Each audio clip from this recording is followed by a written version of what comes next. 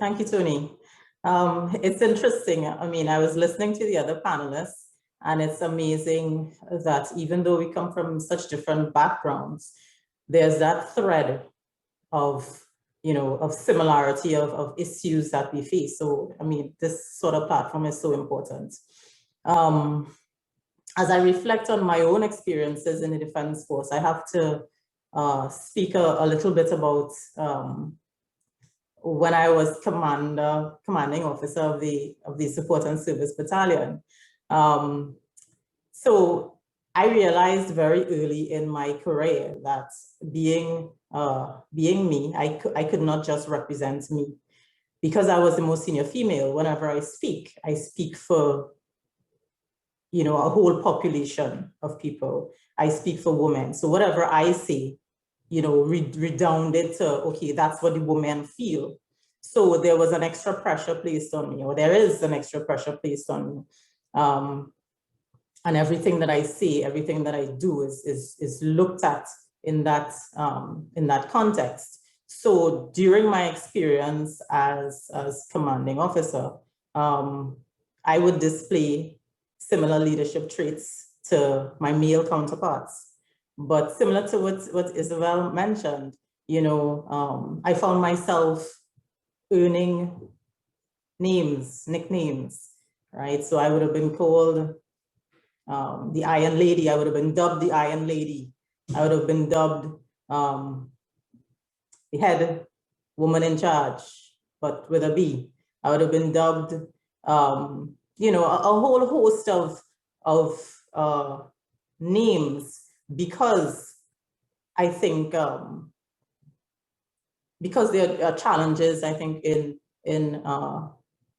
the culture and in accepting women within leadership roles. So where men display leadership characteristics, they are not, that is well and fine, it's accepted. But where women display similar leadership characteristics, I think it's not viewed the same way, because we still, to a large extent, associate leadership, especially military leadership, with being male, not being female. So can I just continue with that and just say, how did you overcome that? And how did you challenge that? And do you see it changing? So I have had to speak up a lot. I have had to challenge the status quo. I have had to, for want of a better word, become very unpopular at times. But in everything that I do, I would have had to consider not only myself, but the effects of these actions on the men and women that I lead, the women who will enlist into the organization in the future, right? And I have to say, though, that our Chief of Defense staff has been very forward-thinking.